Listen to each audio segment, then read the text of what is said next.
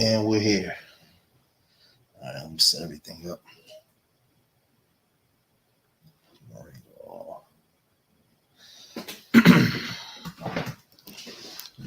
I want to go in a day. Let me do this real fast.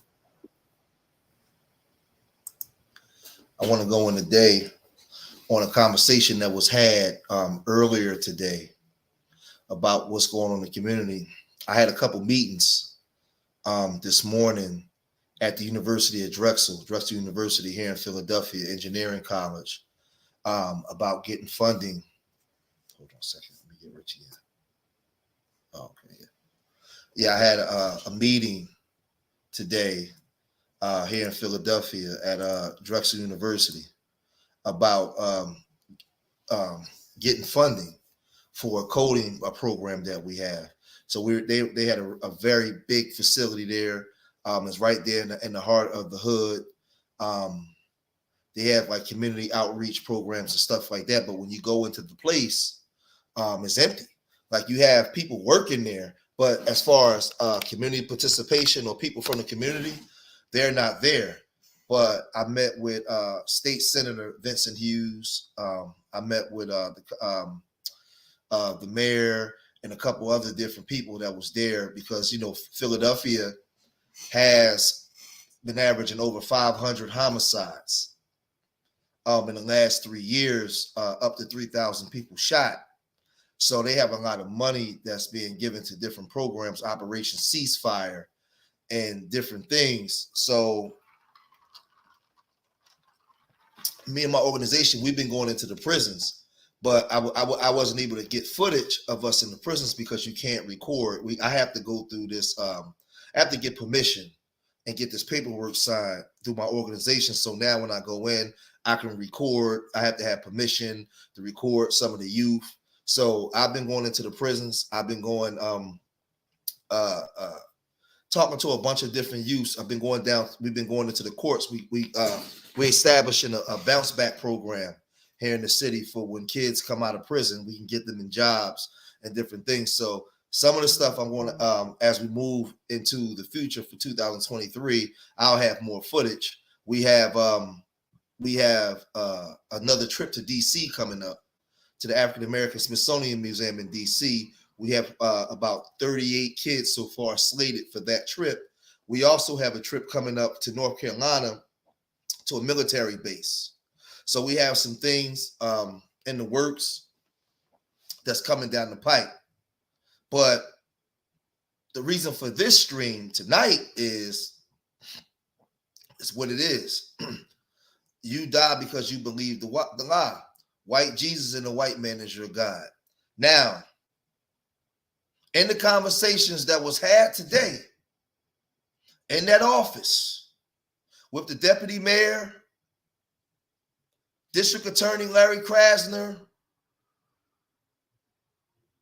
State Senator Vincent Hughes, and some other people,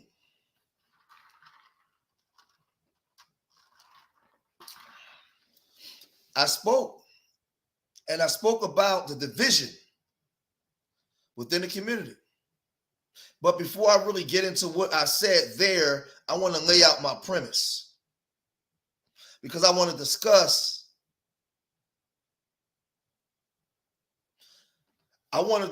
our so-called Black community and what it, and that, or whatever it is supposed to be. So you have us broken off into so many different groups because, like I always say, there's 3 Black communities. There's the super affluent Black people, rich, that's totally disconnected and not associated with the Black community at all. They're invisible. They don't even exist to the average Black person. You have that group. Then you have the upper middle class Blacks and the middle class Blacks that associate with us to a certain extent, but if they don't have to, they won't. Then you have the lower middle class and lower class Blacks, and that's the majority of the Black community. And if you watch closely, you look out your window, you pay attention closely, you will see the 3 different Black communities functioning. And you see within that faction, those factions, you see the black church, the Muslims, all these different religious groups, political groups, all functioning.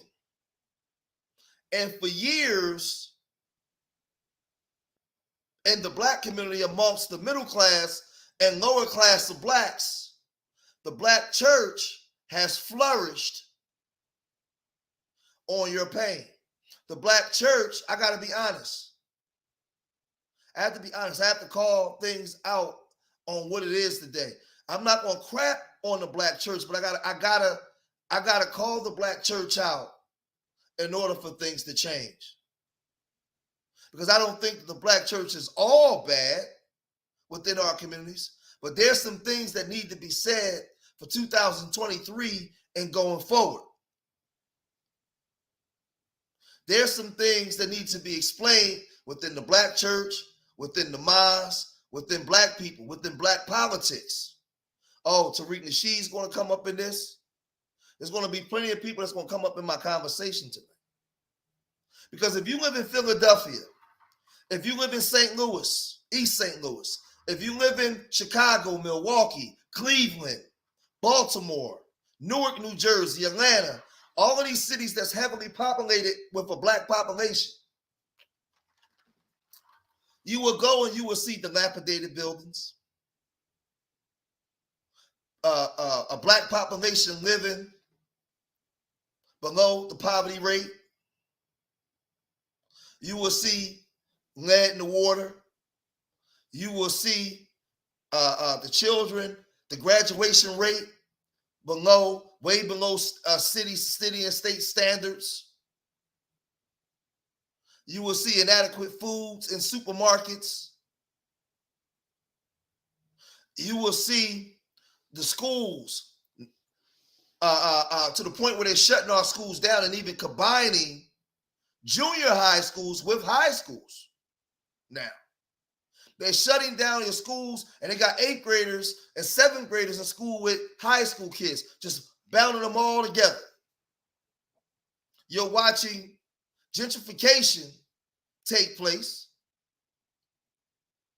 in the communities where you're from and where you live. But since the time you exited your mother's womb, you've been fed a steady diet of religious doctrine. And in this religious doctrine that you've been fed, it's conditioned you to be ignorant and docile. Ignorant in terms of not understanding what it takes to bring change about in the communities that you come from. Ignorant in terms of not having the knowledge, not having the full grasp or understanding for that which it is that your eyes are seeing within the communities that you come from. You're trained and taught because in our communities, we're the beneficiaries and our dysfunction for everybody else's development here in America. And to be seeing yourself outside of that box and wanting to be something greater than what they said you should be, you've been conditioned to look at your own people as you think you uppity. You think you better than us. And in that thought process, we formed 3 different black communities.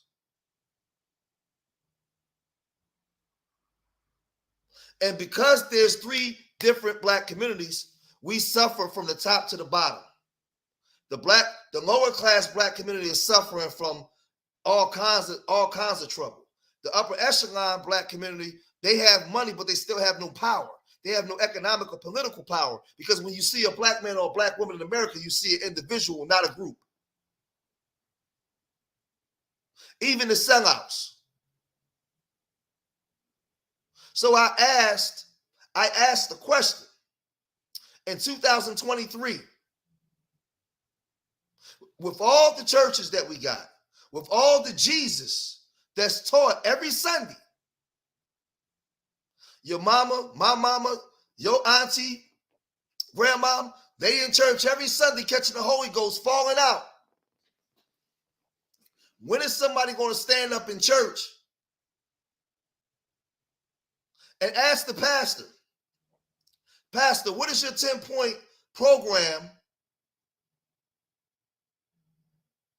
Excuse me, Pastor Jones, Pastor Wilson, where's the church's 10-point program to put a halt to gentrification within the communities that we come from?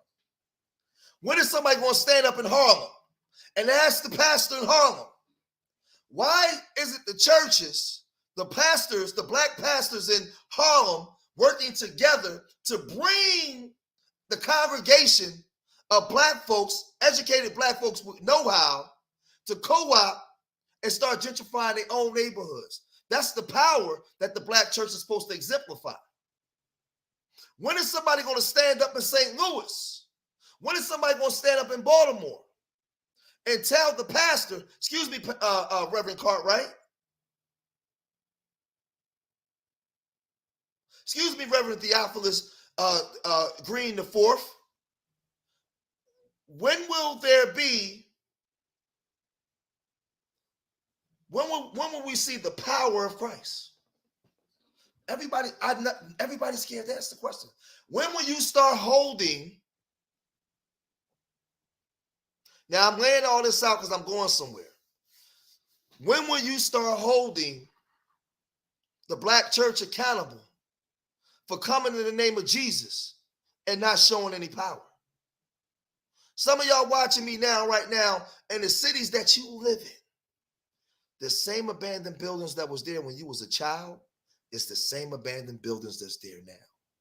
And if they're now being refurbished and regentrified, it ain't the black church or the mosque or black folks doing it. It's other groups that's doing it, that's getting you out of there.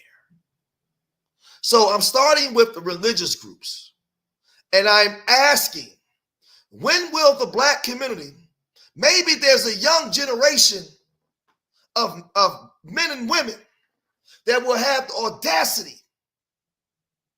the intestinal fortitude to stand up in the church and say, excuse me, Bishop, why should we continue to keep tithing here and coming here if the churches in our community are never going to exemplify any power? And how can we get young black boys to stop gangbanging and killing each other if they fed a studied diet of Martin Luther King and Malcolm X, and at the end of the story, they get killed? When do we show a story of black people actually being triumphant in the endeavors that they aspire to acquire?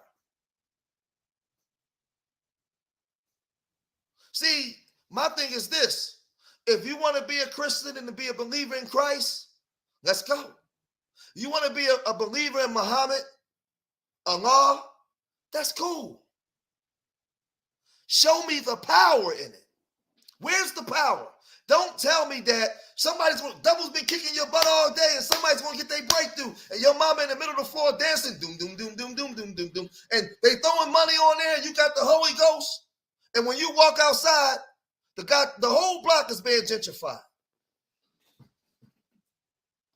When you walk outside the next day, Monday, you standing outside your school district because they shutting schools down and combining schools. You're going to tell me, but then you want me to pray to Jesus. Keep praying to Jesus. You want a young generation to keep praying to a Jesus that has no power.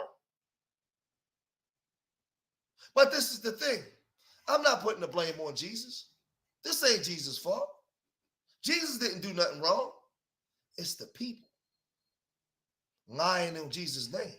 Jesus never told you to be docile like this and wait on him. He told you to become the Christ. And you manifest the reality with the belief that you will be delivered. Because he left a manual or an instruction for how you're supposed to live. You notice the white man carry that same Bible, but he uses the Bible totally different from you.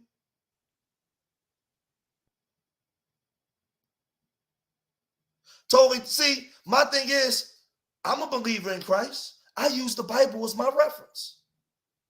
But I will never be in church telling you about to get your breakthrough and I'm waiting for the sky to crack or something to come from the sky to deliver me. You're supposed to use the tenets of the Bible to become the Christ. You're supposed to manifest the reality and fight the good fight with the belief that Christ has delivered you. You're supposed to be the manifesto of the reality. It says in the scripture that you can do all things on earth as it is in heaven and do things greater than me. In communion, it says do things in remembrance of me. So if we know the scriptures has said that, why are you telling me about Christ while at the same time the whole community is being gentrified? What are we doing? We're not going to keep numbers in here because don't nobody want to hear this. See, this is the thing about the black community. You want reparations. You want to holler, you want to scream about reparations. You want to dick ride Tariq Nasheed. But let me tell you something. And I got to be honest with y'all. Tariq Nasheed don't represent you. Tariq Nasheed is not in your category. Tariq Nasheed represents, he represents the upper middle class of black folks that's not associated with you. He's not coming down there where you're at. He doesn't even want to be your leader. And there's no shade on Tariq. I got to be honest. See, if you got a man that can come out and raise $2 million to put a museum in the community, but he's telling you that he doesn't want to be a leader, that means that he wants to absolve himself of any responsibility that it would take to actually have a black community, or responsibility that will be on him, because he understands the responsibility that it takes to be a leader in the black community. But you guys are giving him your money and you're running over to him as if he is your leader. This is the problem. What about in your community? Where the Tariq Nasheed's at in your community? Where's the Tariq Nasheed at in Oakland? Hold on a second. Hold on. Hold on 1 second. Why did it do that?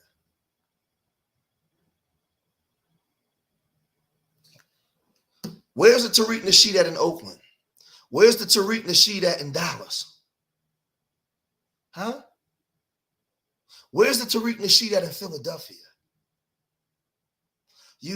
How many of you guys in the black community that's talking about reparations know who the local black caucus is in your city, or the Congressional Black Caucus?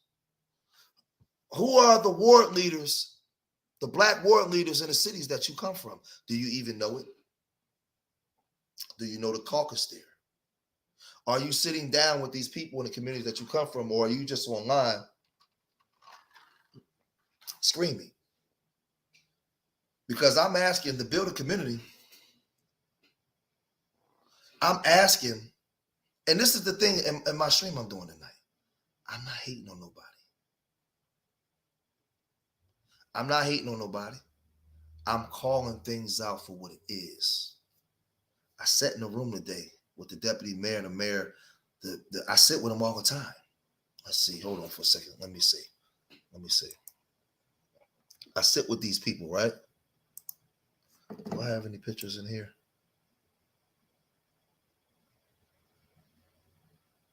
Yeah, I do.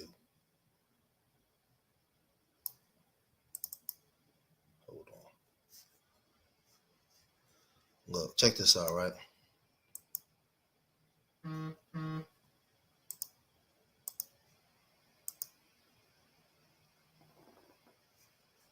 I sit. Hold on. My friend, hold on. Wait a minute. Check this out, right? What I'm saying is, so we can put things in this proper perspective of what I'm saying, right? This is the Philadelphia District Attorney Larry Krasner, right? I have on my Urban Nerds, Not Urban Shooter shirt. All right, when I go here, this is me out in the street after there was a shooting outside of a school and a kid was killed, right? So we outside and we in the trenches, we in the street, right? Hold on. This is me at a ceasefire rally out here, in Philadelphia. You can see I got the Urban Nerds, Not Urban Shooter shirt on. We outside in the street, right? This is us when I think we were on the news. Yeah, that's the commission. That's the Philadelphia Police Commissioner right there. That's District Attorney Larry Krasner. That's my son right there. This is me. That's State Senator Vincent Hughes. What else I got in here? What else I got in here? Do I got the one with the mayor? Nah. I guess I can show this one. This is what the hell just happened? Why didn't it show? All right, well, never mind. Yeah, let me stop sharing for a minute. So what I'm saying is, you think the white man has our best interest in mind? Look at this. Look at Jaleesa. Look at what she wrote.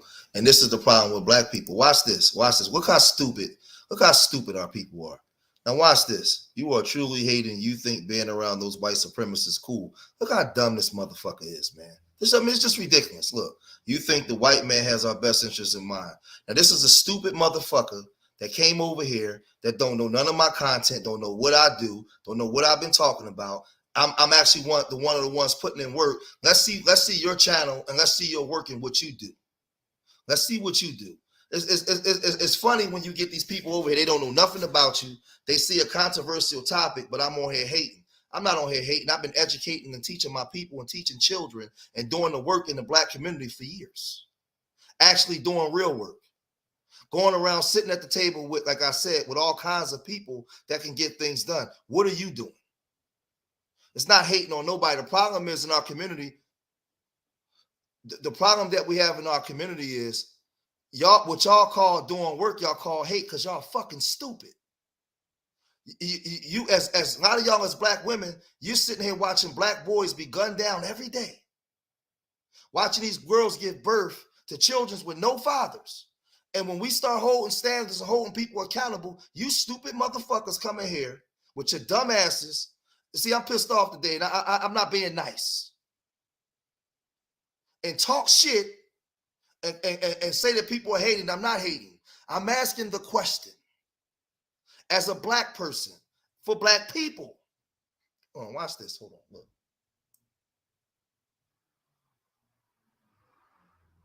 She said, well, if you don't have a channel, shut the fuck up. Because we don't know what you're doing. That's the problem with y'all. Y'all talk too goddamn much. Go talk that shit the way you talk to your man. I'm not your man. Don't come over here talking to me like that. Go talk to your man that way.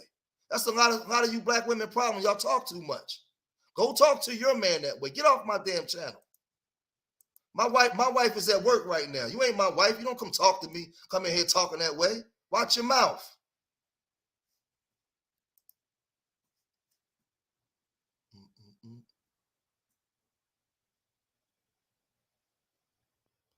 Let's see. Hold on. Why can't I share? What happened? Hold on. I'm trying to share. See what's going on. Screen sharing was canceled. Make sure you share on a model and not cancel. All right, hold on. I'm trying to share my screen.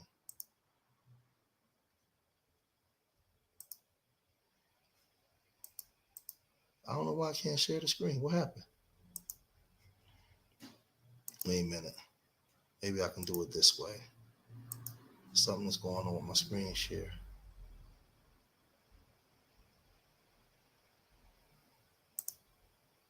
Oh, wow.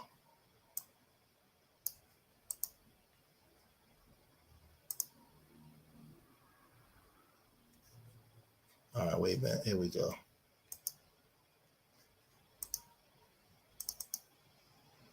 I wonder why it ain't coming up, though. Give me a second, y'all. Bear with me. I'm trying to figure this damn thing out. Because it's not coming in my screen. Let me check down here real quick. Wow, it still ain't come up. Yo, the way that they do the screen share now is weird as hell. Like, what the hell? It's sharing over there, but it's not sharing the screen in the windows. All right, hold on. Let's see if this come up like that. All right, there we go. That's some of our kids we're black people. We got black police officers, black military guys, black people coming in doing work, right? This is us. Why What the fuck? Why I want to come up the way I want it to come up? Hold on, y'all. I'm having trouble over here with this damn thing, man. Like, it's giving me all kinds of trouble. That's us. And we got all this stuff coming back up, right? So let me share for a minute, because I before I play my video, I want to say this, right? I'm not trying to be nobody's friend. I'm not on the stuff that I was on all last year. I'm not doing none of that. Fuck that. Because this is the thing. This is the thing. You right. So then what you here for, bitch? Get your funky pussy ass out of here. Fuck out of here. I ain't got time. I'm not playing, man. I'm not playing. I'm not trying to be nobody's friend. I'm not doing none of that. I don't need to have a bunch of people to really be impacting people and doing work. And my thing is, you know, trying to be nice, trying to be respectful, trying to be all that kind of stuff, presenting a family man. The community don't give a fuck about none of that. You know, I changed the name of the channel, and we got to come out, and I got to get out to the grassroots and go to where I come from. Talk to the people that, where I come from. Go out to the streets, touch the people that really need the attention. So the thing is, when I call this kind of stuff out, you notice the people will come over, but they don't have a channel. They don't have a work. They're not doing anything. Most of our people want to be followers. Like, even when I get on the Nation of Islam, right? And here I am in Philadelphia. I live in Philadelphia, right? And Philadelphia is one of the blackest cities in America. The Nation of Islam is a major mainstay here in Philadelphia, right? A major mainstay. And in Philadelphia, you have mosque number 12. The brothers came in the streets to talk to the people, and they were asking questions about the gun violence and the shooting. So we asked the Muslims, we said, yeah, that's all cool, but how long has the Nation of Islam been in full effect? How long has the Nation of Islam been around? And we said, well, in North Philly, in these shopping centers, these little shopping mall centers in North Philly, these dilapidated buildings, how come the Nation of Islam hasn't brought any of these buildings? And I asked a specific question. In the Nation of Islam, which is supposed to be black, see, watch this. I bet you that funky bitch would have been in here. When I'm talking about the Nation of Islam, she wouldn't have said nothing. But because I was talking about Tariq Nasheed, she got a problem. This is the fake shit about our community, and I'm drawing a line in the sand. I'm not rocking with everybody. Fuck certain people, fuck them. I got to go back to my street mentality, because that's the only way that we're going to move, and that's the only thing that our people respect. Fuck that nice shit, because everybody ain't going to be with us. Some of the biggest detractors in the black community is black people. There's some black men, there's some black women. They will do everything to keep you down. They don't care. They are your biggest detractors in today's time. It's not just the white man. The white man is who he's always been. The white man is just him. He's who he is. But the person that hurt you the worst is your own people. They the biggest haters. They the biggest non-supporters. Look at Black YouTube right now. The biggest aspect of Black YouTube is watching rappers get killed. People come on here and gossip each other, showing paperwork, women disrespecting men, men disrespecting women, and it's making hundreds of dollars. But when I come online and I ask the question, where is the people in your community holding these pastors accountable? When is somebody going to have the audacity to stand up in the church and say, excuse me, Bishop Cartwright, what is your 10-point plan to stop gentrification in the black community? When you going to walk outside and show the power of Jesus? Who's going to ask the question? When is somebody going to sit up and say, excuse me, Bishop Jakes, while you're writing your books and making your millions of dollars in the movies, when are you going to go out in Dallas and have a 10-point plan for the black community to help the actual schools that we send our children to? When are you going to show the power of Christ?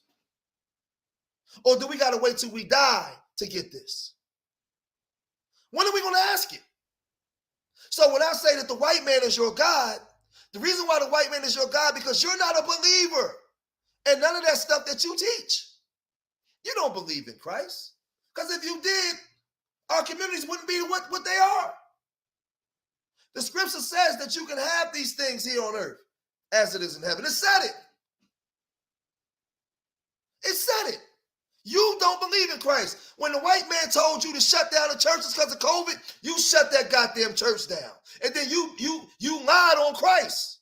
You lied on Christ. Christ ain't tell you to shut nothing down. The white man told you to shut it down. The black community and black people are the greatest liars on Christ that anybody ever saw. You don't tell the truth and shame the devil. You are a liar. You are a liar. Christ never told you that you had to live like this. Never. That's not in the scriptures. Christ said, do all things in remembrance of me. 2 Chronicles 6:17 said, come out from amongst them and be yet separate. That's what it said. So if we know that that's what the scriptures said, why aren't you as black people gentrifying your own community? I'm going to tell you why you're not gentrifying your own community. Because the white man told you in his scriptures to wait on Christ and something to come from the sky to deliver you. Where Christ said, you can do things on earth as it is in heaven, and you can do things as greater than me. He told you that. He gave you the imagination to manifest and build and create. But you waiting for Bill Clinton. You waiting for Joe Biden. You waiting for JFK. When we was growing up, when we was kids in your mama house, it was a picture of Martin Luther King and JFK in that mug and white Jesus. Tell me I'm lying. Anybody in here 45 and over, when you was young, in your house, it was a picture of white Jesus, JFK, and Martin Luther King. Right next to the fork and spoon that was on the wall. Somebody tell me I'm wrong.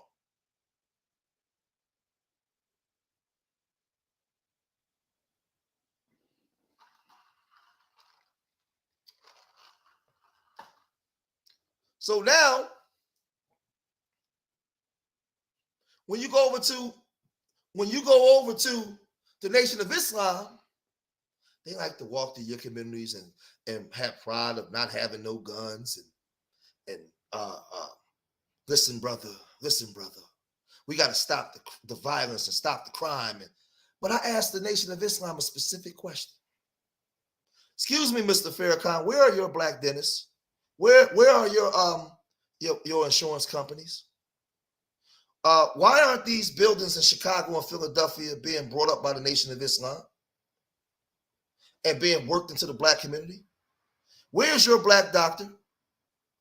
Black doctors? Where is the Black Lawyers Association? Where's the Black Doctors Association?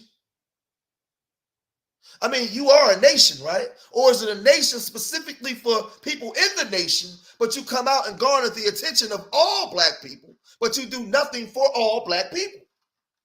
See, the biggest liars on God have been us. Because we've been told and conditioned to wait on the white man. When Bill Clinton was running for office, he came out there with that damn saxophone and he started playing that saxophone and all our mamas and dads went crazy. They went crazy. Yeah, they went crazy. When his wife was running for office, she pulled out that hot sauce. Look at our numbers, Riz. We was at 15, we went to 8 because, see, this is the thing, right? What I want y'all people to understand when we teaching the truth about black people. One thing about our people, and I noticed when I was sitting in the office today with these people, this big meeting that I had, we don't like to be told the truth about ourselves. So a lot of these people that are out here bullshitting you, that's doing nothing, they're going to have the greatest following. They're going to have people that's going to follow them and follow them. But they're not going to get nothing done. My thing is, I don't care. I swear I no longer care about. That's why I changed the name of the video, my channel, and I rarely go live now. I don't care about the number of people that watch me and follow me anymore because we're going to do the work regardless. What I care about most is people in our different cities that we're in. We start getting more proactive to doing work. Get off the line and stop following people that's not going to do anything in your city. When I created Urban Nerds, and as we start getting more footage and put more and putting more stuff in for our people, we need to implement it in different cities. Let's see. Yeah. Yeah. Be the honorable, righteous black man. Yes. And that's all we try. That's all I'm trying to be. And this is the thing, right?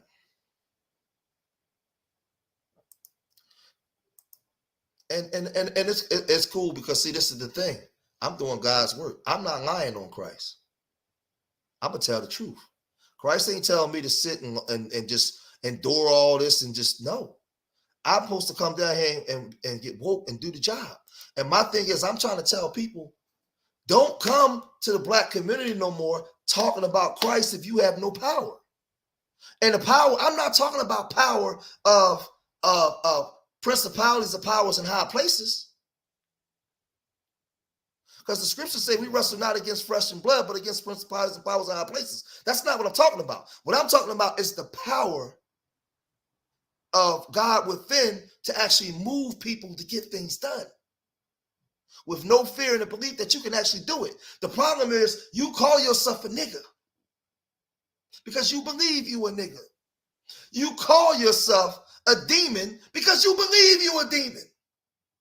You call yourself a bad bitch and you exemplify that behavior because you believe you a bad bitch because they told you was all of that. They told you was all of those different things. And because you've been beaten down and conditioned to believe it, you manifest it every day.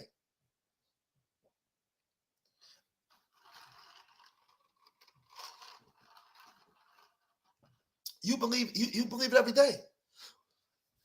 I hope that there's a new generation of young people. I don't care if you're a Muslim, a Christian, Hebrew Israelite, whatever you are. A new generation of young people being raised up that's not afraid to ask those questions. That will go into a church and tell the pastor, I don't want to follow this Christ if that's the way you're going to follow him. Because you've been telling me to follow Christ for 30 years, pastor, since I've been coming to this church. And we've been gentrified out of our communities. We can barely get jobs, pastor. We don't even understand the zoning laws within the communities that we live in. We don't understand how to pay our own taxes, pastor. Most of our congregation can barely read. I don't want to follow this Christ that you telling me. When we going to get the heart to see that? Because see, if you're a believer, you're supposed to be separate from all that pain and trauma. See, if you're a true believer, greater is he that is in me that is in the world. You're supposed to be separate from the world trauma and now renewed in Christ to be able to build and do what you want. But we being lied to because see, Philly Chica, we got a Bible and then the white man got a Bible. The white man using his Bible to create everything. You know what we'll say? Well, we'll get ours when we dead. Well, for those of y'all that like to tell me that, you've been dead before. You've been dead. So you died and went and saw everything and you can come back and verify that? That's bullshit. That's a lie. So I'm not hating on nobody. What I'm saying is there's 3 different black communities. And within those 3 different black communities,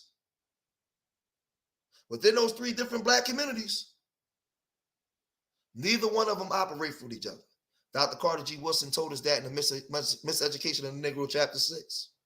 The educated Negro leads the masses. I told them that today in this meeting. I told State Senator Vincent Hughes. I said, let me tell you something with the problem with the black community.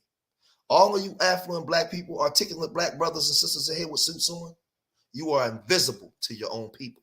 They don't even know who you are. I said, people like A. Philip Randolph, Benjamin Hooks, Barbara Johns, all of these people of the past, during their time, the people knew who they were. They was accessible to the people. They were people that was visible that young black boys and girls can strive to want to be like. Our affluent blacks today, you are invisible to the young black gangbanger, the young girl that's shaking her ass. Our high achieving blacks, you are invisible. I'm not saying that you're not accomplishing things or doing things, because some of our black people that are affluent may be doing a lot of different things in communities. But if the people don't see you doing it, then what is it for? You are pissing, taking a piss on Dr. King's legacy. We are supposed to show and prove all things and show our work, so that way, because we are here in a battle for the minds of our young people.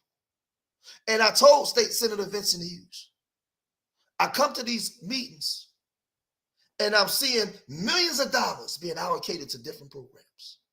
But when I go into these programs, State Senator, they have no children there. Philly Chick, I was getting phone calls.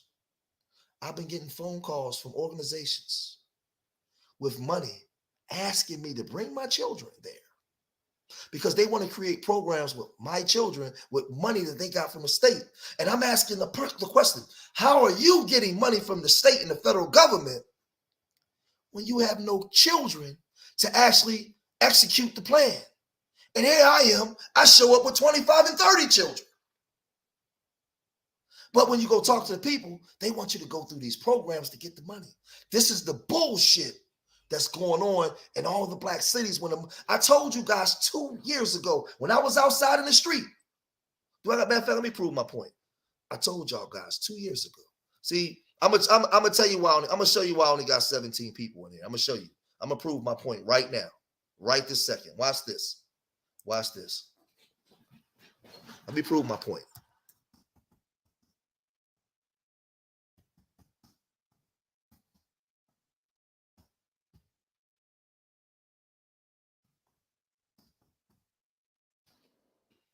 Prove my point.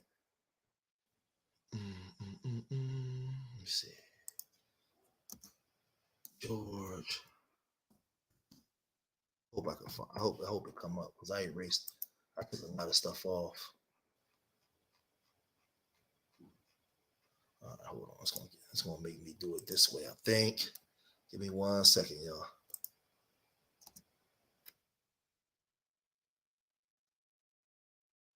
I think it's there. Please be. Oh shit. It ain't gonna let me bring it up. Hold on. Let me try it this way. Let me see if I can go in this way and get that video. It's important.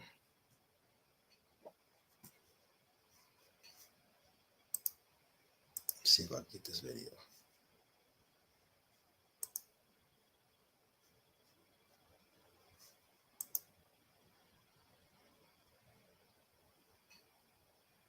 Come on.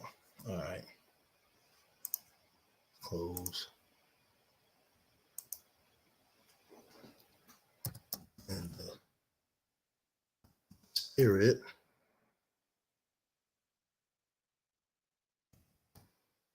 Oh, here it go, right here. Got it. All right. So watch this. Let me share my screen real quick.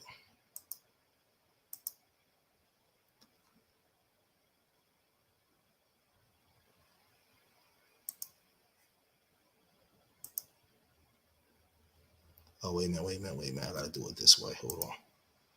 Let me close this. I want to make my point as to what I'm saying, right? Something that I said 2 years ago when I was out in the street, and what I told these people, right? What I told these people, right? Make sure that the sound. Tell me, make sure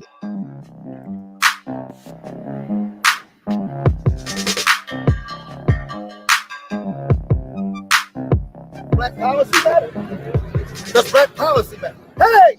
Does black policy matter? They said black lives matter, but does black policy matter? Huh? Does black policy matter? That's what I want to know. Is there going to be some policy for black people?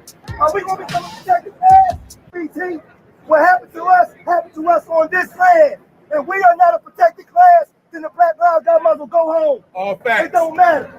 It don't matter. If black policy don't matter, then black lives don't matter. Now, hold on. I'm going to pause this, right? Because I want to lay something out that's important, what I told you guys, right? We were saying Black Lives Matter, but we should have been saying Black Policy Matter. So now you see Tariq come with the FBA, and they want to get certain things passed. But what I'm asking the people, when we out in Philadelphia, grassroots on the ground, the reason why I'm saying this Black Policy Matter, because in order to get any form of reparations or some traction going, you're going to have to know who the people sitting in those seats are. You're going to have to remember who the people are in those seats. And I told you guys, you see all these white people down here with signs at that time in every major city across America, and they made sure they come to Philadelphia because Philadelphia is a major hub, right, for black people. It's a major city, right? So now all these groups came here. But Chief, this is the thing. Look, I'm going to show you what they was here for. Been saying Black Lives Matter since the time of Medgar Evers was killed. Since they killed Dr. King's brother people. Stop being afraid to make white people uncomfortable. Stop being afraid to ask uncomfortable questions. It's your sons that's dying every day out here in the streets. She's saying because of economic policies that you're talking about. Well, that's incumbent upon white people to take this charge to other white people. We didn't create this racism. White people got to speak up. White people got to say something. It's not us. It's your sons that's dying every day. See, it's not the act that he put his feet on that man's neck. It's the mentality. Because a black life don't matter. A black man's life never matter in this country. Now, listen, right? When you see the white people all around, and it was thousands of them, right? They were all part of programs that, and I'm explaining to y'all what's happening because I know a lot of our people don't understand.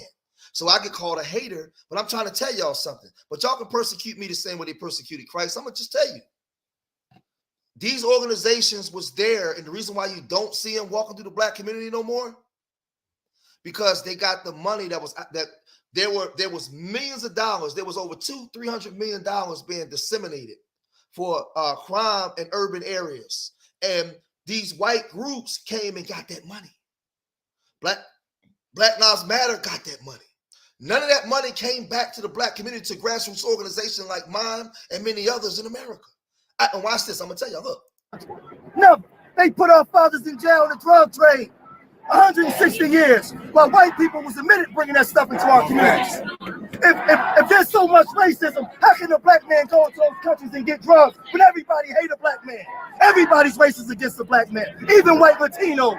So how the hell can we go down there and broker drug deals? Use your brain.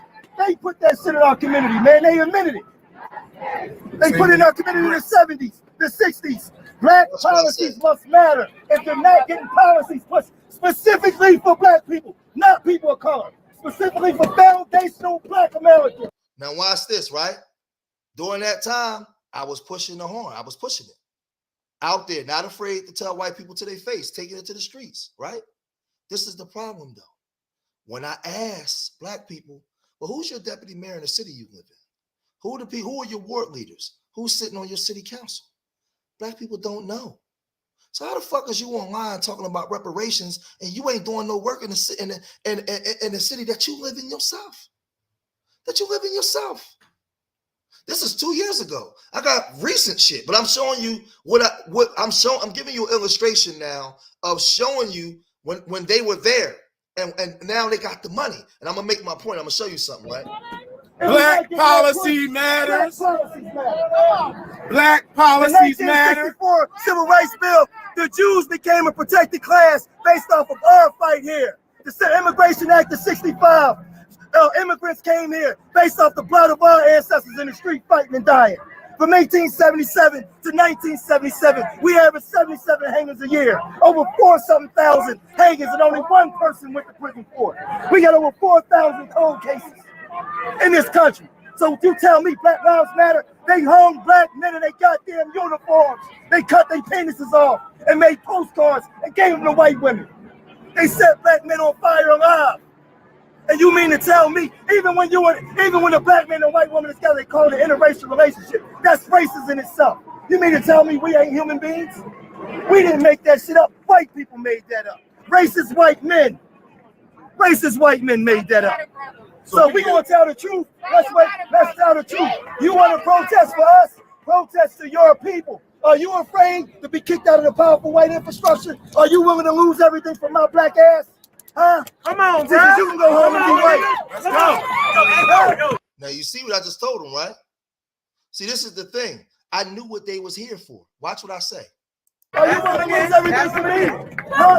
Are you willing to be called a traitor? Fuck yes, sir! Are you willing to be called a traitor to your own people for me? Fuck yes, sir! Huh? Fuck yes, sir! Okay. Well, I've heard it before. I need to see it in action. We need to see it in action. I need to see white people in all the municipal buildings across America without us. Fighting on behalf of black people. That's what I need to see. You can't tell me you sorry, not just believe it. Because you tell me you sorry and call me nigga next week when you see me with your daughter. I'm sick of the nonsense. I don't fall for the bullshit. Come on. Santa Claus is white. Jesus is white. All the inventors is white. When I was a kid, I was taught to be subordinate to white because I never saw myself in a position of greatness. My teachers was white. My teachers was white. Y'all better wake up and understand what's going on, black man. You know why, black man, you don't seek power? Because you've been conditioned to sit under the foot of Mr. Charlie. You don't seek power. You seek jobs. Other men come here and seek power. That's why our communities is in dysfunction. We need power. Fuck money. Power comes. Now, this is the thing. So now when you see my thumbnail, right? And you have that girl come in here talking shit because I was talking about her father, her daddy, Tariq Nasheed. What I'm saying is not just me, but we need to see more of this in Chicago, Philly, Atlanta. We need black people with know-how to get things done. See, the trick that they did on us, I'll show you. Hold on, let me see. Hold on. So the 9 patents of IBM. Let me see. Let me go to this other one real fast. How do I open this back up? Hold on. Let me see.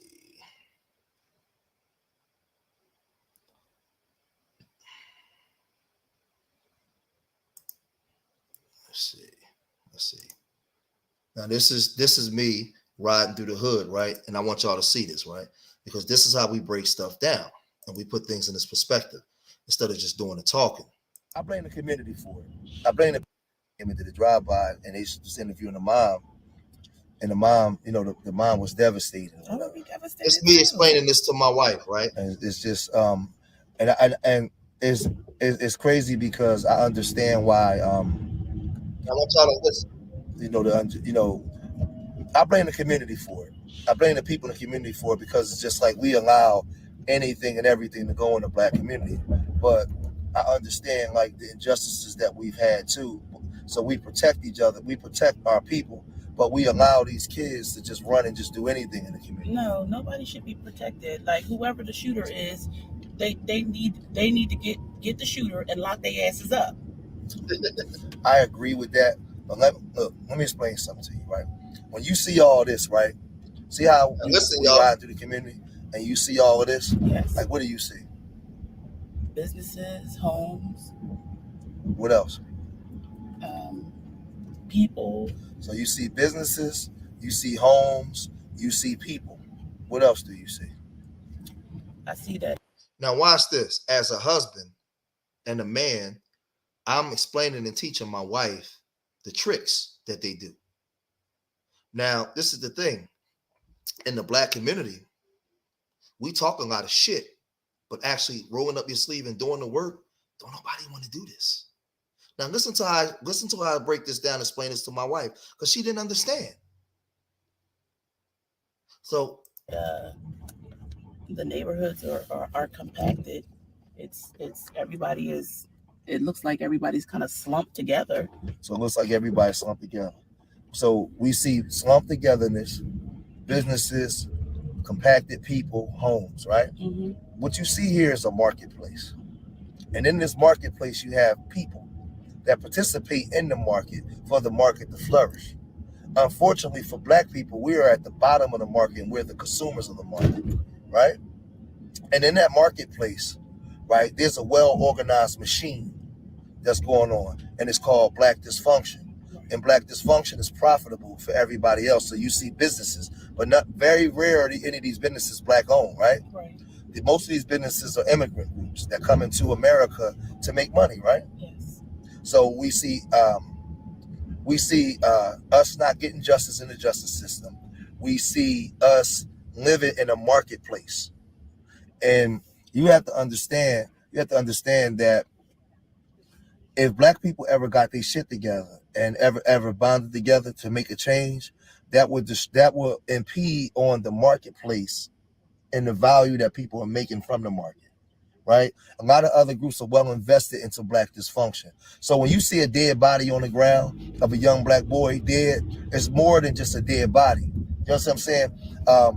There's another so-called real nigga that's waiting to come take his place in the market because they created this market through social media, social engineering, miseducation. So in order to get us to be at the bottom and to participate at the bottom of the market where we're consumers, they have to train you to be that way. Well, what about our leaders? What about our pastors who actually know this information?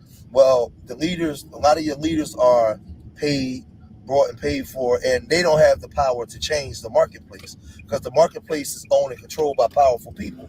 That if you want to change this market, you're going to have to go to war because they're not just going to give up that golden goose just for you. When they make it a multi-trillion-dollar industry of black bodies and black dysfunction all across America, the black image, the black everything. So the black shooter, they catch him and lock him up. There's another black shooter being made because most of these shooters are not born that way. They're created that way in this marketplace. So they profit off of our talent and our dysfunction. Right.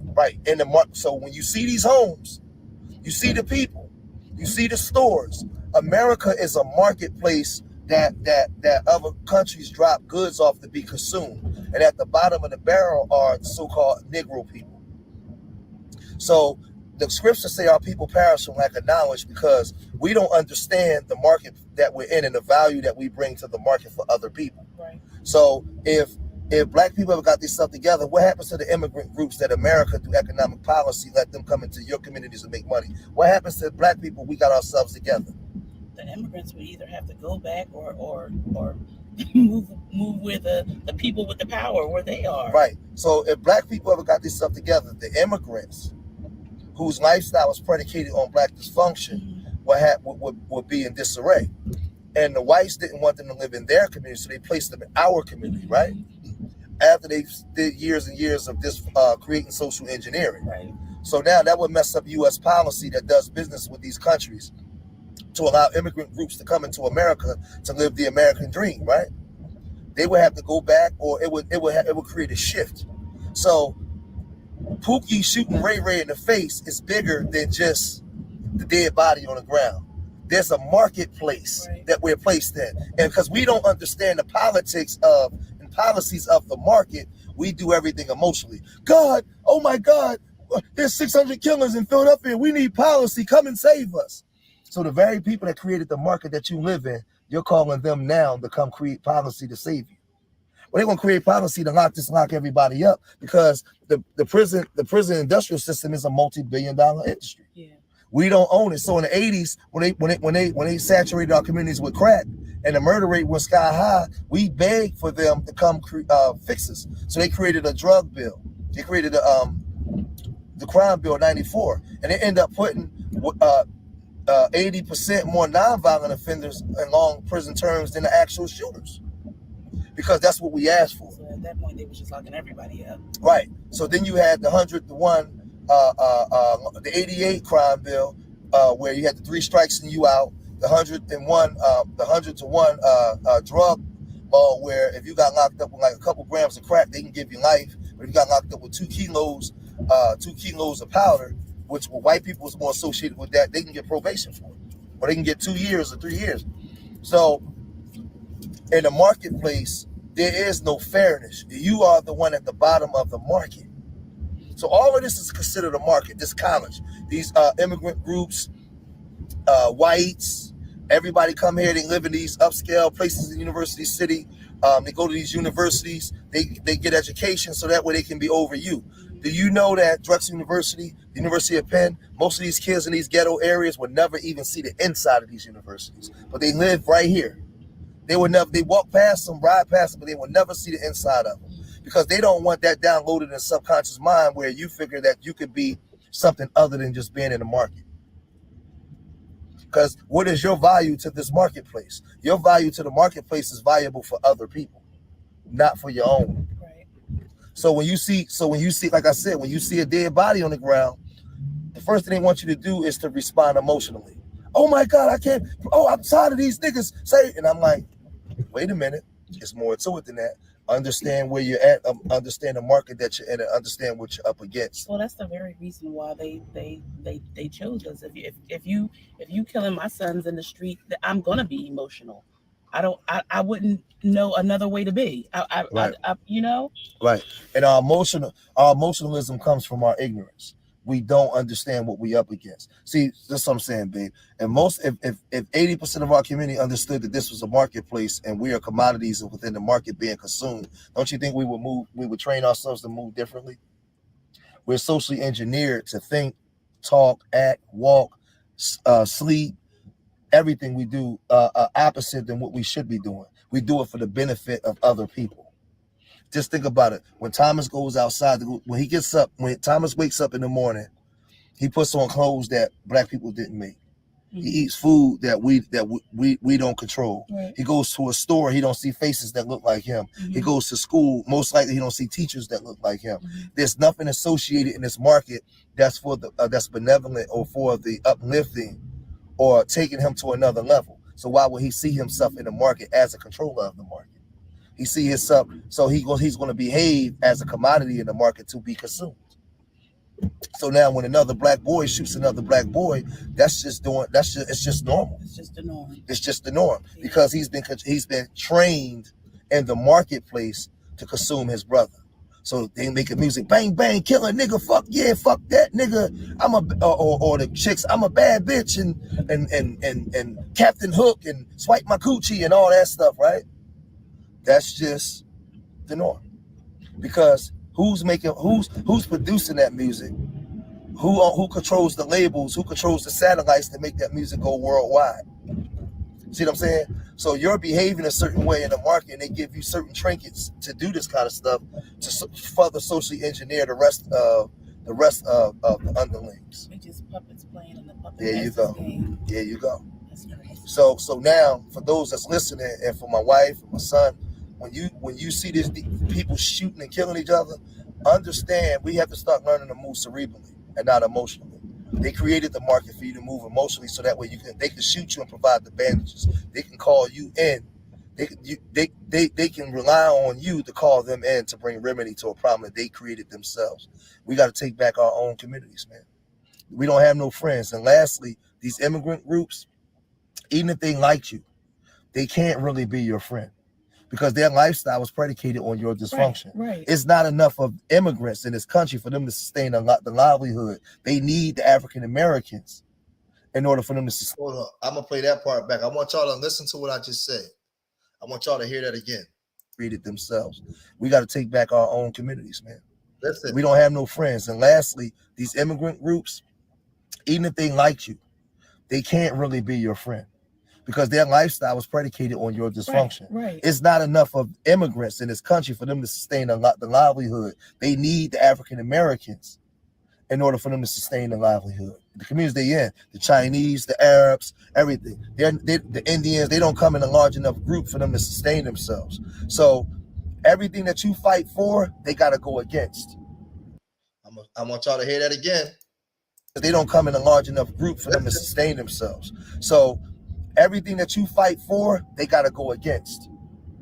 Even if they like you, that's why they don't come out in solidarity with you. Even though you patronize their businesses. Everything that you fight for, the majority of them are going to go against it. It's not all the time that they hate you or just racist against you. It's just that because of American policy and the way that they make their money in your community, their lifestyle is predicated on your dysfunction. But see, they're not telling you this in the church. This is what I'm trying to tell you. So now we got a 5th degree black belt and talking about the white man. But I'm asking the black community, who was your local congressman? Who was your ward leaders? Who is your mayor? Your deputy mayor? In the municipalities that you live in. Who's controlling the areas? When you're talking about gentrification, who are you sitting down with to talk to? Who is leading the ship? When do the talking points become a we? These are the questions that have to be asked when you go outside and talk to the people. When you take it to the streets. These are the questions that have to be asked. So when I say that the white man is your God, I break it down in this video because you are birthed in a marketplace that was created for you to think a certain way, that was created for you to manifest a reality only within the marketplace. Your thought process is being formulated only to operate within the marketplace that you live in. This is why we heard the terms years ago. I'm the first person to graduate from college. I never been out of the city. I never been out of the state of Pennsylvania. I never did this because you live in the rabbit hole that they placed you in. You don't think else. You don't see yourself outside of the box. You are born with a talent that you don't even know you have. You've lost your power to imagine. Freddy Krueger runs these communities. You've lost your ability to dream, so now you can't see out yourself out of the box that they place you in. And this is why nobody stands up in the church and asks the pastor, when are you going to show the power of Jesus? And the whole church get quiet. Oh my God, I can't believe he asked that. And you say, excuse me, Bishop Cartwright IV, when are you going to show the power of Jesus? When are you going to take this congregation of 1,500 people, amass a crew of people, of professionals with know-how, and create a 10-point plan to stop gentrification? When are you going to march down to the bank with people with power and get the loans from the bank that we can get because the white man ain't God? Nothing's stopping you.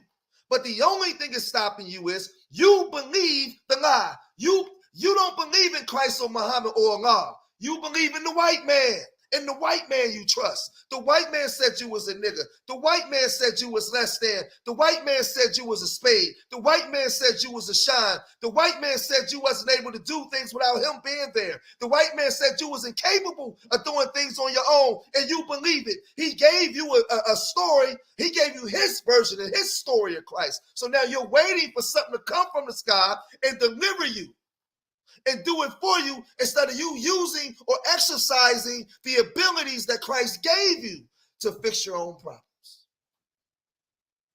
And because of that, in this marketplace, you die because you believe the lie.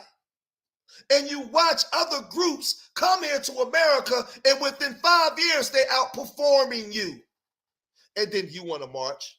You want to cry. You want to cry racism. But I'm here to tell you, it's not racism. It's ignorance. You're ignorant. As a black man, when other men from other groups come here and they move into your community and they set up shop and become millionaires and you patronize their businesses, they buy up all the property where you've been living at for hundreds of years. He doesn't see you as an equal. He sees you as less than.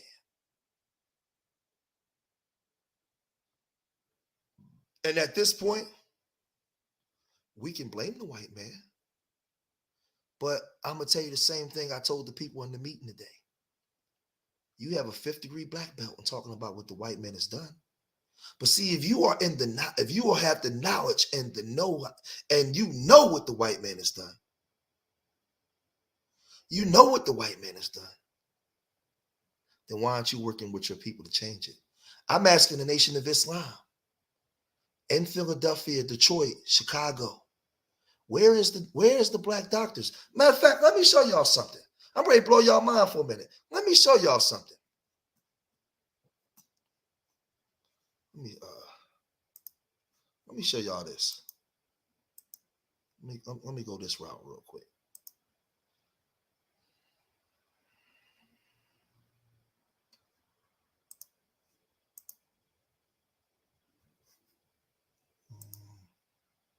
Is it going to come up? What is it doing? Hold on, I gotta. I'm having a problem here. Hold on. Let me figure this out real fast.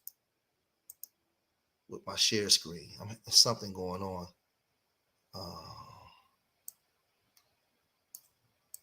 Dropping too much realness. That's what's going on, brother. People, if you haven't hit the like button, share this thing out. You know the usual. Support the channel, Urban Nerds. Yeah, big up to everybody who's been throwing comments in the chat room. You know what it is. Now, watch this, right? This is an article from when Farrakhan was sick with his prostate cancer, and he almost died, right? As you can see, I'll go up to the top. This was back in 1999. Louis Farrakhan battling cancer, right? Louis Farrakhan was battling prostate cancer, right? And it says Farrakhan's worsening condition has set off a new wave of anxiety amongst his followers. The organization has dominated for the past 20 years, as well as in the wider Black community, where Farrakhan resonates as one of the last authentic figures who can tap into the sense of pride and alienation. So this was when he was 65. Farrakhan, 65, was flown to Washington from his lakeside home in Illinois Tuesday night and rushed to Howard University Hospital, bleeding in great pain. Now, a lot of us remember when Farrakhan was sick, right? Now, I want y'all to check this out, right?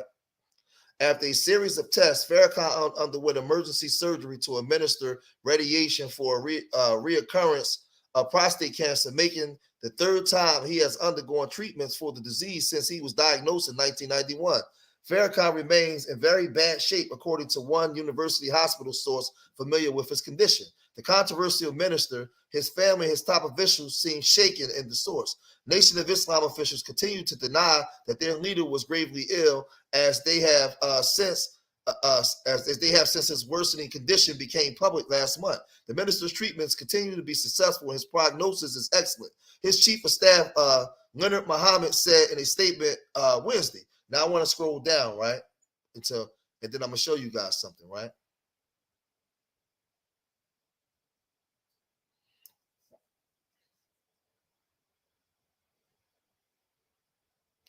Hold on.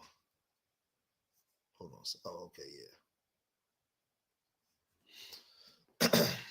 In December 1988, Farrakhan began feeling ill again. Respiratory and intestinal virus combined with the after effects of radiation treatment made him weak and anemic. He lost almost 20 pounds. His doctor said that at the March news conference, he was at death's door, but then a miracle happened, his doctor announced. When he stepped on stage to give a speech at Savior's Day in February, he was suddenly repleasant, regal, and glowing. Now, I'm keep reading because I'm getting somewhere. When he returned to Howard Tuesday, physicians again administered radioactive seed treatment, which can sometimes deliver high doses of cancer-killing radiation that is possible with external beams, which are similar to X-rays. A leading practitioner of the technique said it would be distinctly uncommon to use it 3 times in a prostate cancer patient. I've never done it in, a third time, said Gordon Gordo, a physician of Scottsdale, Arizona, who treated more than 3,000 cases. So who is this Gordon Gordo, right?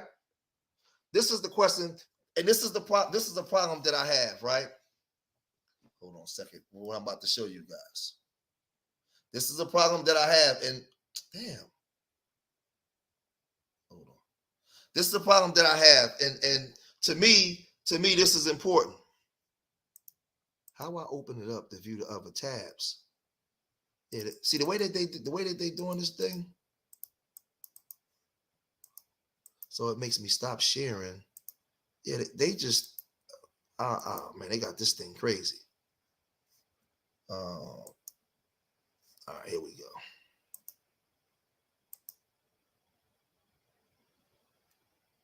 So his doctor is this man here. Dr. Gordon Grotto of Scottsdale, Arizona. He's a professional, this white man, right? Now, I'm not mad at him for having the white man, but this is the question that I have to ask when we out here preaching, and the brother has been preaching since the 60s, 50s. what I'm asking Philly Chick is, where is the Nation of Islam doctor professionals that since the 70s, they was putting these people in school? There's no black Dr. Gordon. And the reason why this is important to me,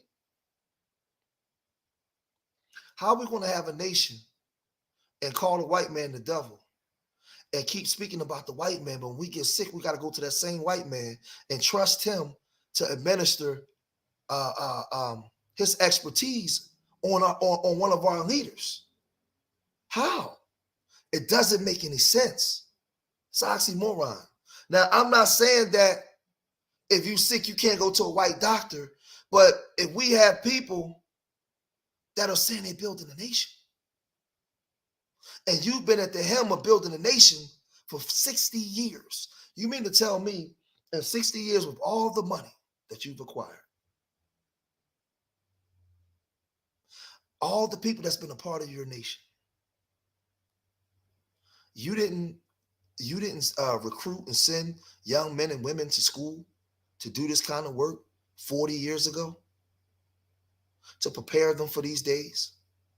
We don't have the black professionals in position to do these things from the church to. So now when we talk the way that we talk, so what I'm trying to tell you is I'm proving my point. No, the white man is your God. You don't, most of our people don't believe the shit that they talking about. And this is why we can't get out of it, because we're not being delivered from our bondage, because we're not standing strong on in favor. We're lying to ourselves. Another problem that I had was his second oldest son, Joshua Farrakhan, is married to a white woman. That they show all the kids, all his 9 kids. His oldest son passed away. Joshua Farrakhan's daughter passed away in 2015, one of his children. But Joshua Farrakhan is with a white woman. He married a white woman. So when I get on a black church, I'm getting at the black Muslims too. Because when we was in the street selling dope, killing each other, wilding out, right? Hold on a second.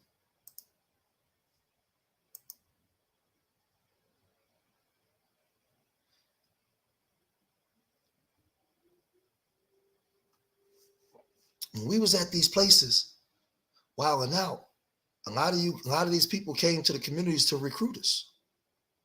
They came to recruit us. They asked us to put down the guns, have a ceasefire, put the drugs down, let the kids play in the park. They sold us on this black shit. See, when you grew up and you live in a place like Philadelphia,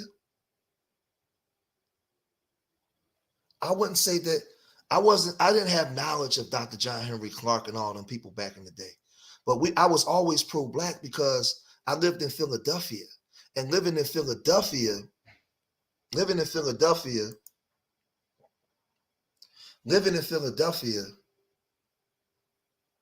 you wasn't allowed to go around white people when I was growing up.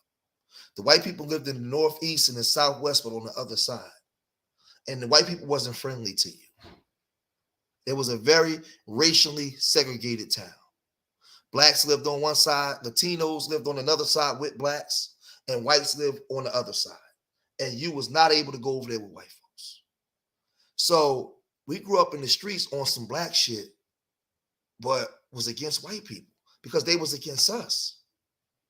But when the Muslims came, because in Philadelphia, probably 1 out of every black man is a Muslim in Philadelphia. When the Muslims came, they start talking that black shit and black pride and getting your communities together and loving your brother, loving your sister, building. And we got on that. And we started to propagate and teach that. We were still selling dope, but we was changing. We had a different mindset. We got on some black shit. So when I come to YouTube, I came in on some black shit. Showing my wife, showing my family. And then when I saw Farrakhan's son had a white wife, I started scratching my head. Then when I saw Maya Angelou had 3 white husbands, then when I saw Sheikh Anta Diop have a white wife, I was like, wait a minute. Y'all told me something different.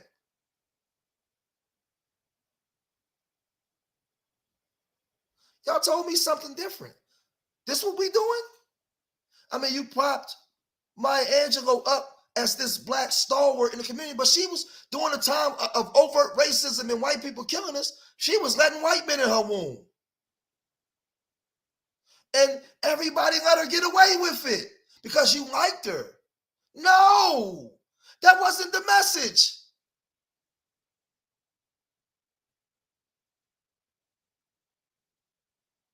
Sheikh Anta Diop, he made that book about the white man and his savagery, but then he went and laid down with a white woman. And I was confused. Then as I began to grow in wisdom, I said, damn, Chica, Philly chick, damn. I start understanding the marketplace that we was in. And I start understanding the trick bag that they had us in. And I start calling it out. And I stand before you today, what's it, February 23rd, 2023, at 9:12 at night? I'm asking, when are you going to stand up in the church and ask the pastor, when are you going to start showing the power of Christ, the real power of Christ? Because you believe in Bill Clinton. You believe in Joe Biden. That's your God. JFK is your God. You believe in going to the white man and beg him for crumbs off his table. You don't believe in working with your brother to come together as a group and force their hand. You won't do it. Since 1970, when all our greats died, we haven't accomplished nothing. We haven't done anything. All of them, Nina Simone, all of them. A lot of black men, they was talking this black shit. But we was lied, man. We was lied to, y'all. And I just love my people enough to tell the truth. Tell the truth to y'all. Now you have this internet. And you have people on the internet galvanizing people and telling you something, but they don't want to be your leaders. Let me ask you a question. If we live in America and you're now telling us we're not going back to Africa, right? Because I was growing up, it was the Back to Africa movement. So now we're FBA and we're not going back to Africa, right? So we're going to live here in America. We're going to pay taxes. We're going to go to work. We're going to pay bills. We're going to contribute to the economy, right? Let me ask you a question, Philly chick. Let me ask you a question, Cartel. If we are about FBA and we're no longer going back to Africa, right? If these people can get lives and they can get 5,000 people in the room, 10,000 people in the room, right? Why aren't they taking city tours under their group to get registered voters and people to move on their behalf? So now you can get with your local politicians in the areas that you live in to get things done, to get power done. See, because this is the thing, right? If you don't want to be a part of the current voting process, what you have to do and what Urban Nerds is doing, right? For all of our donors that we get, and we're trying to get locally, we're trying to do. He ain't doing it, brother. No, he's not. What we're trying to do, and I say that respectfully, he's not doing it. We're trying to get 2,000 to 3,000 donors in our local area, right, in the tri-state area. And we're going to get these people, registered voters, up under what we're doing. Because what we want to do here in the 12th district and where we're at, when we go to talk to these people, we want power. So we want them to come, damn, man, you know, in that district, those guys over there, they got over 5,000, 10,000 registered voters. They have power. Now they come and they do what you ask them to do. So if you want to become a thing and you want power and you're not leaving here, then you're going to have to understand how the system works and start taking advantage of it where you live at. You're going to have to understand the zoning laws and the taxes within the municipalities you live in. You're going to have to understand how all the laws work within that municipality, and you're going to have to take those people and become a we and start moving together for power now. And power is acquiring the land, the property there, acquiring the real estate, and having say-so on who can move and put businesses there. If you ain't doing that, listen to me. Please listen to me. Oh my God, y'all gotta listen, man. Listen. Because I'm not hating on Tariq or the other guys. I'm just telling y'all something, man. Where Tariq was running into trouble when he was trying to get that building. If you don't own the property in that area and control the zoning and all the laws within that municipality, you can have a problem acquiring property in that area or even creating a business. So if you want reparations and you want power, you're going to have to start understanding how this thing works and start moving that way. No more marching. March your ass down there to the municipal building and get your licenses to buy property and get your licenses to do certain things. You have to get power so you can have say-so. You have to get the people in those seats in city council in these cities that can get stuff done for you, man. You got to get police officers, firefighters. You got to get in those places. Because if you're telling us that we're not going back to Africa, then don't tell the people not to take part in the system. When you live here every day and you're affected by it, and you're telling them that you want them to give you something, you have to force their hand. What is your leverage? And if your people that you're following is not telling you to do this and doing town halls and coming to your towns, let me tell you something. The same way Black Lives Matter did, they set up chapters in different cities. If you're not setting up chapters in different cities, reteaching and reprogramming our people, look. Watch this. Let me give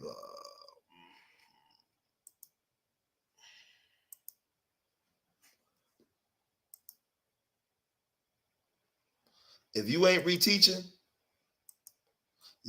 reteaching your people how to move in this marketplace, you see this market, you see all of these stores here going up the avenue. Let's see. As I drive up the avenue, these stores, they're not black owned. This one right here, I think is black owned here.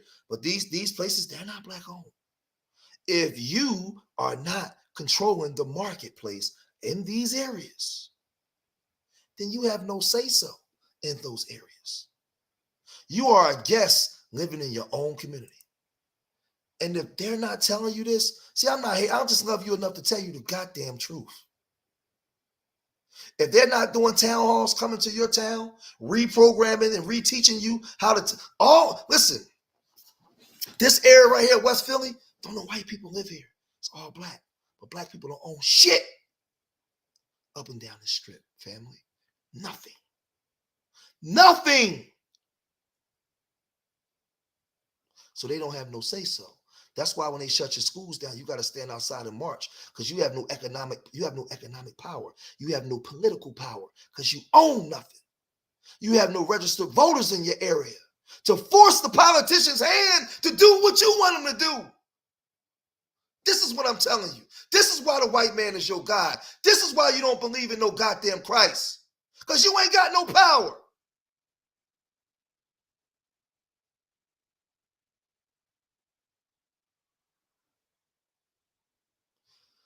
The power is within the communities that you live in. These other immigrant groups come here and they buy up these properties. These commercial properties is worth $200,000 and $300,000 and $400,000 now as we move through. They're worth hundreds of thousands of dollars. And black folks don't own it. I'm going to show y'all something. We get right here. See this property right here? This used to be Big George's. What the hell, man? You see the building? You see the cardboard? The wood at the top? You see all the wood at the top? It's shut down. How much you guys think this building is worth? A black man, for years, we thought that he owned the building. He operated a store out of here for over 25 years. Bill Clinton came here and ate in 1992 when he was running for president. He came here and ate here. But all of those years, Big George didn't own this building. How much you think this building is worth now? In the district, West Philly district, which they call it now University City, in close proximity to Center City. Easy $1 million, over $1 million.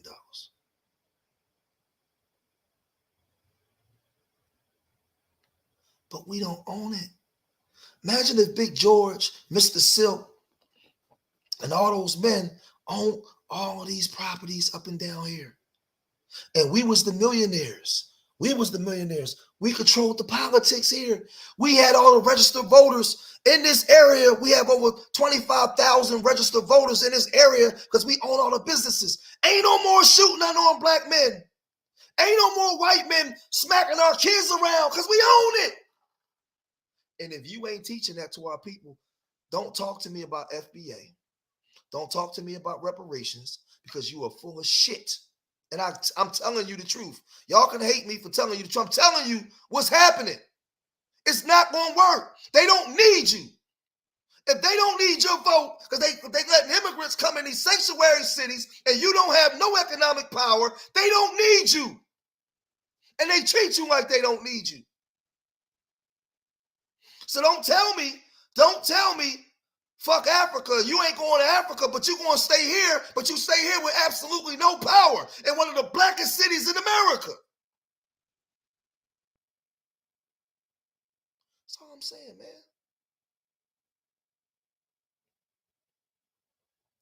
I see the channels on YouTube. They spend too much time pulling paperwork on each other, hating on each other, beating each other down, tearing each other down. That's what these brothers and sisters are doing every day.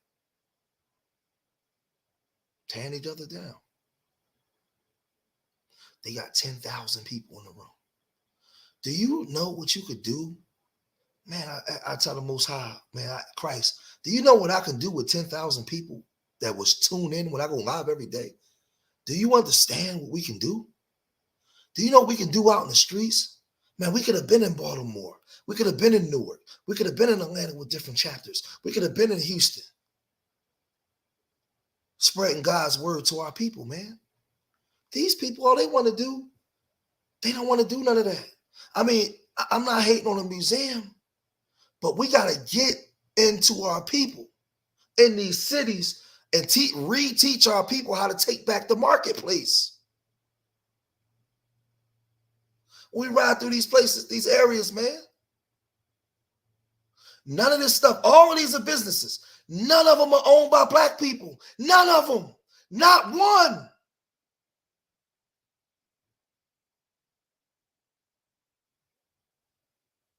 None of them.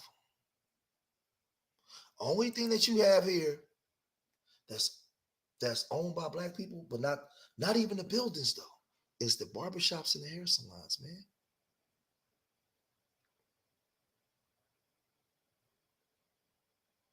That's all I'm saying. I'm not telling you to hate Tariq Nasheed or the other guy. I forgot the other guy's name. The Black Authority and any of those guys. I'm not hating on none of those guys. What I'm saying is, I'm a very smart guy. I pay attention to what's going on. You can't say, F Africa, we're going to leave Africa, and we're going to go to these other places. We're going to go to these other places when you have, let me go here, right? Let me go here. We got about another 15 minutes. Let me go here.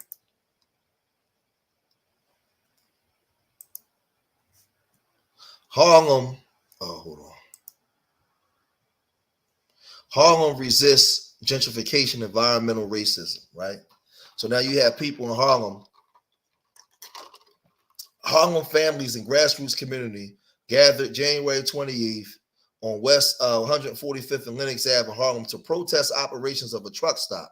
Now, again, like I said, we're still protesting. The reason why you're protesting because you have no power. Let me tell you something. When the drug dealer is fighting another $1 million drug dealer over a block, they don't protest. They go take action because they believe they have power. We don't have the power to take action, so we protest, right? So the battle between predominantly poor, working class black community and the Taliban began last year when he proposed a 145, a $700 million luxury high-rise residential complex that included only small percentage of so-called affordable apartments. These units require a minimum household income of $112,000 to rent, whereas the median income for the immediate area where 145 is slated is only $36,000. So they was going to put these condos where the median income to even live in there would be $112,000, but the median income in the area they putting them in is $36,000. But that's the play that they've been doing all over America. But again, I'm asking the pastors, the black churches in that area in Harlem, the black Muslims, the athletes, entertainers, that's your community. Why aren't you doing it? Why aren't you doing it? Why don't you own those properties? Those over there in Harlem, those multi-million-dollar 3-story buildings all in Harlem. Furthermore, most of the units were set to be studio and one-bedroom apartments with signals that this luxury apartment complex was designed to attract new, young, high-income singles or couples while excluding the large, poor families who are already living there. The proposed characteristics of Taliban 145 indicate it is a gentrification and displacement project. Tariq, what are y'all going to do about this with your followers? Black Authority, Black Church, what are y'all doing? See, people come in and they attack. Oh, George only got 23 people here. I'm asking though, what's the next move? Because the white man is making his move. What's the next move, Bishop Cartwright? Pastor Jackson? What's the next move? Lucky Rivera, the Black and Puerto Rican Coalition Director, said the original project was not affordable for the majority, for 90% of the people who live in Harlem. It's not affordable for them. We have to stop this. They are pushing us out economically. That's wrong. It's not right. Now, again, when you see people that respond this way, Philly chick, is because they're ignorant as to how things operate. Because for years, the white man has been their God. So now when the white man is kicking them in the ass, they don't know where else to turn but to go to that same white man and beg and protest to him for him to stop. What is the economic remedy for this? These are questions that's asked, that we have to ask. Don Curtis, president of the United Black Caucus, which organized people living in the neighborhood to fight development, said, nobody talks about poor people. Why would they? We want to fight at least 60% of the apartments to be affordable to those who already live in Harlem. Why would they do that? We want union jobs for this project to go to those who already live there. So, black community wins concession. So the protest placed enough pressure on the developer who eventually withdrew the plans on 145, but then he dumped a toxic truck depot where the housing project would have been. Saturday's protest demanded that the idling truck stop be shut down and the Taliban meet with the community activists to discuss building. But see, this is the thing. They can meet with you, but they don't have to respect you. They don't have to respect you. Let me see. Yeah, let's go back. They don't have to respect you, family. And this is the issue that I'm trying to tell our people, man. The poor people out because of their behavior. And see, this is the thing. We get left out, Philly chick, because of our ignorance and our separation from each other. We don't at the top and the bottom. We don't love each other enough. See, those that's acting ignorant on YouTube is one thing. That's a different community. But the black folks that's affluent, that got the know-how, they're slave-minded too, because they rather be living under white people instead of acquiring more wealth by owning the communities that they come from and controlling the communities that they come from.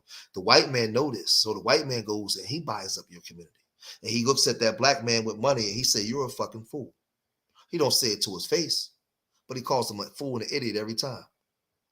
Because I'll just go by the community where you come from, move your people out and move my people in your old community. That's what the white man do. That's what he do. So you're looked at as a joke to him. See, the white man don't hate the black man in the community killing each other and doing stuff. He hates the educated Negro more because he knows that the educated Negro can have at some point, if he wakes up, he can actually, he has to know how to fight him.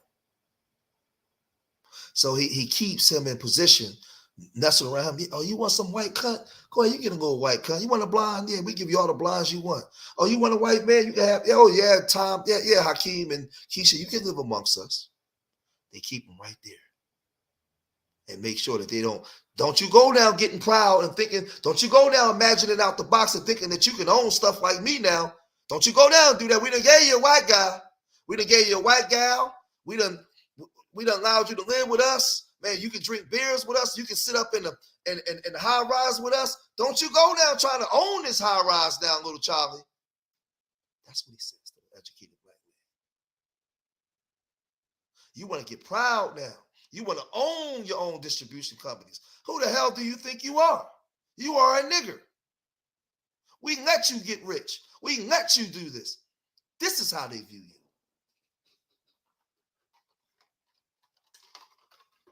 So he makes sure that he gives you the illusion of inclusion to keep you in those positions, because in New York City, you got a lot of black people that could have been start gentrifying the community since the 80s. Stop believing that we all poor like they say. Well, that's a fucking lie. We got black judges, black doctors, black lawyers. We got black people in high positions to get things done if we want it done. But I'm telling you, hold on.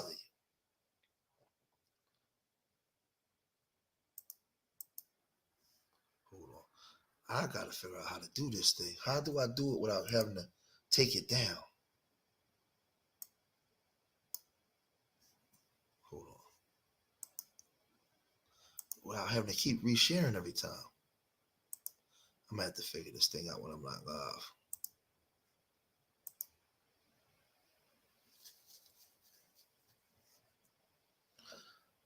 You take a city like Philadelphia, right?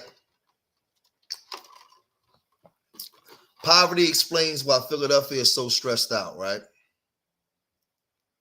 Why it matters. It seems like a clicking list, but the ranking largely stems from our magnanimous position as one of the poorest big cities in the country.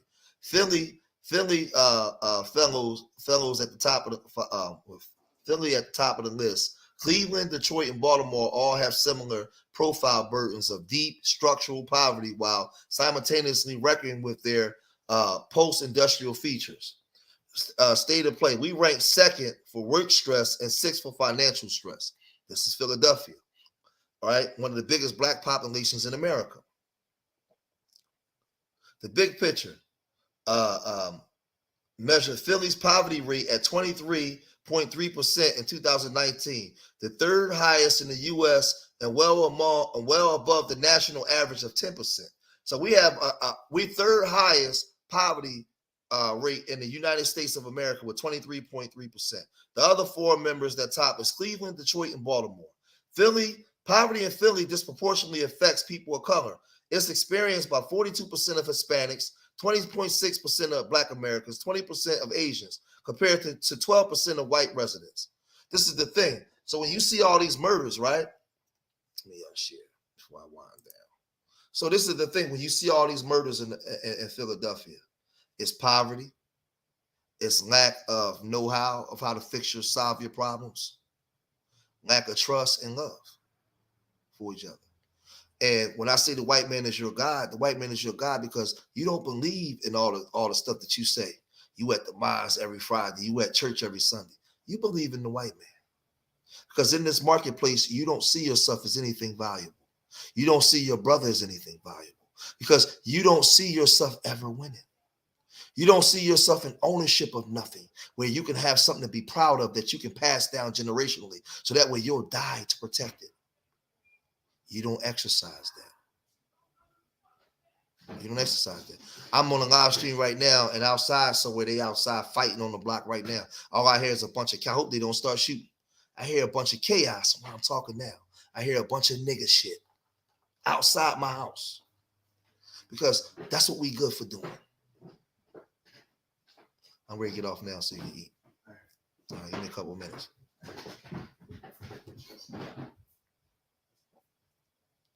Gavin Newsom about to give every Black American. We'll see. And even the Florida's governor, he wants to take Black history out of the schools. They want to take all the knowledge out. Y'all know I did history of African American inventors. You see, we got Hakeem right here on the hoodie. You know, we got the Urban Nerds logo. Like, you know, we try to promote Black intelligence. We try to bring it back. You know, we got the UN on the wrist. Hold on. We got the UN here on the wrist. I can't even get it in the screen. Right there on the wrist. We got the logo right there. Urban Nerds. They want to take Black history out of school. Only thing I'm saying in closing is, if you believe in God, then show the power of God. Just show the power of God.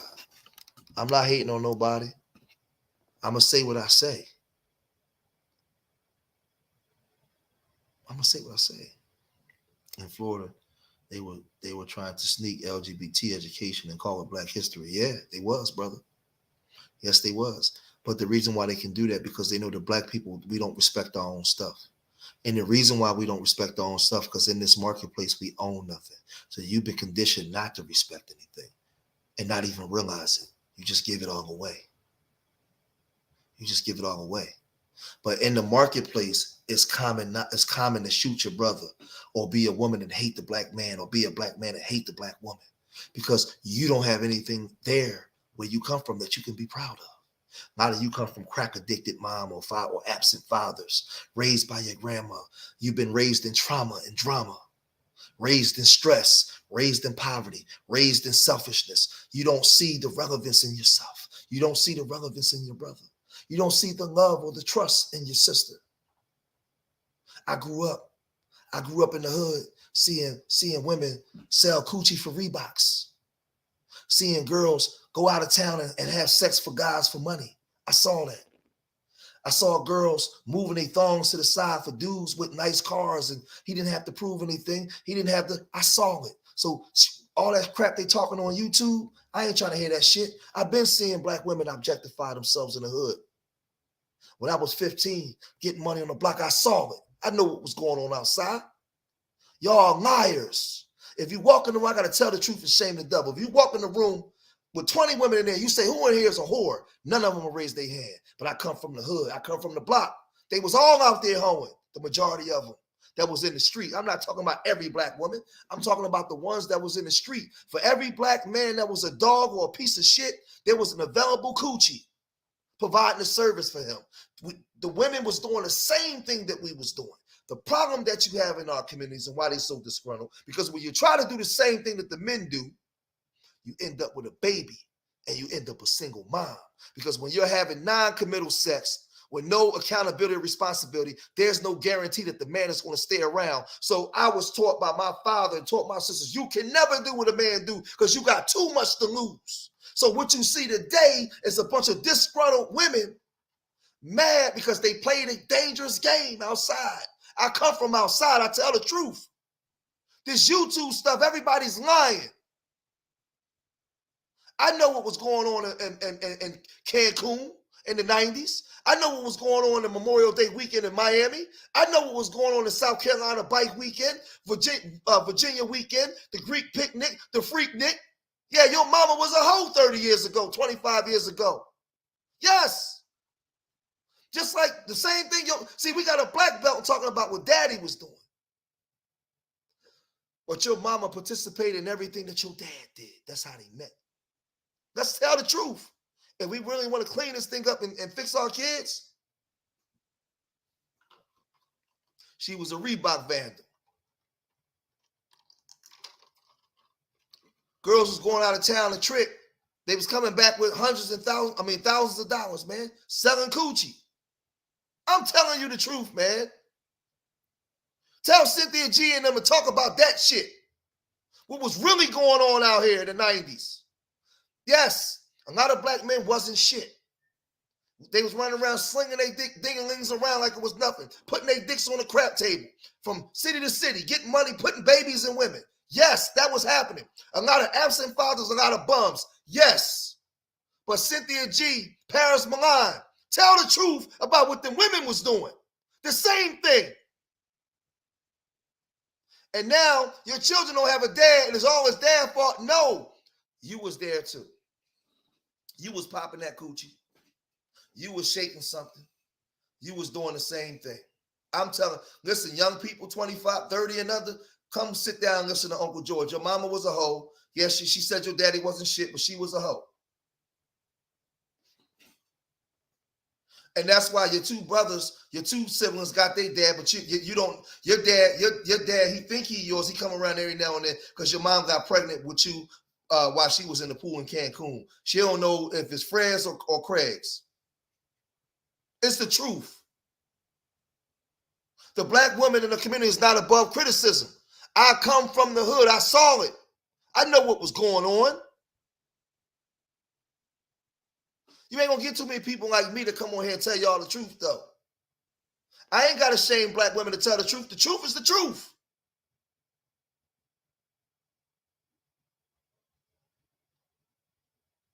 But what we have in these spaces is a lack of accountability. Look how the numbers dropped to 18 when I'm talking this shit. Yeah, a lot of women probably left because we don't like the accountability. But if we want to clean up the community, we got to tell the truth. We got to tell the truth.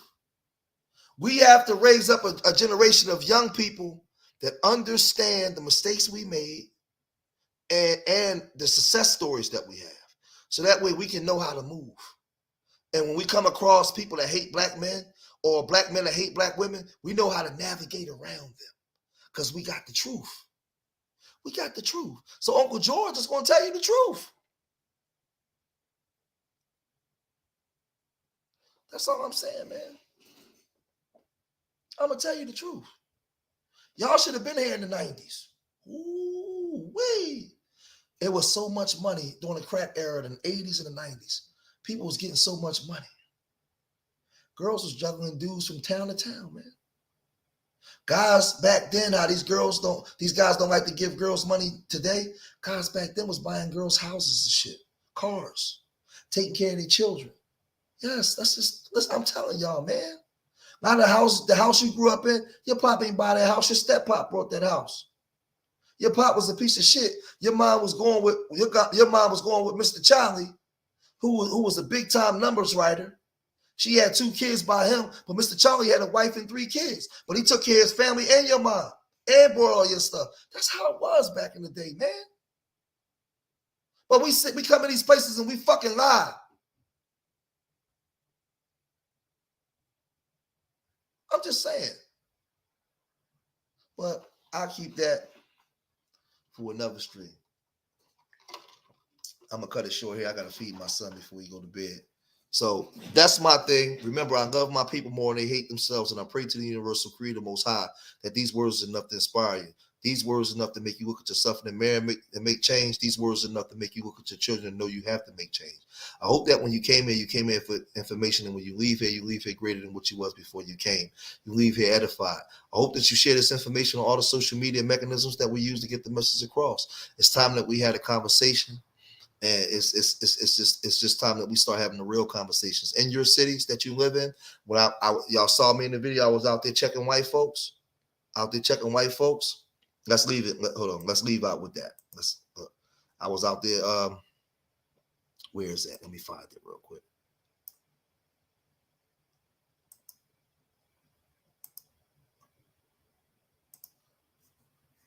Let's see. Hold on. Everything for me. Huh? Are you next to your people? Are you afraid to be kicked out of the powerful white infrastructure? Are you willing to lose everything for my black ass? Huh? Come on, You can go home and be white. Let's go. Huh? Are you willing to lose everything for me? Huh? Are you willing to be called a traitor? Fuck yes, sir. Are you willing to be called a traitor to your own people for me? Fuck yes, sir. Huh? Fuck yes, sir. Hold on. Let me find this one part. It's in here somewhere. Let me see. Your intentions are. I'm afraid. If I'm walking down the street, if I'm Hold on. no, it's psychological warfare. They make you believe that you something you not. That's why you always forgiving them. They can go into a goddamn church and kill 9 black people, and we forgive them. They would never forgive us if we did that. Y'all better wake up. Hold on. I'm trying to find this one part. It has to be pushed.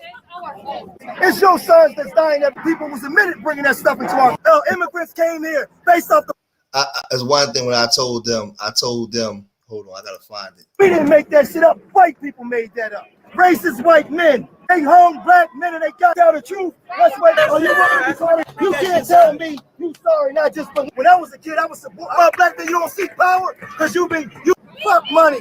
Power gonna get with time because everybody in this country is race first, but black people.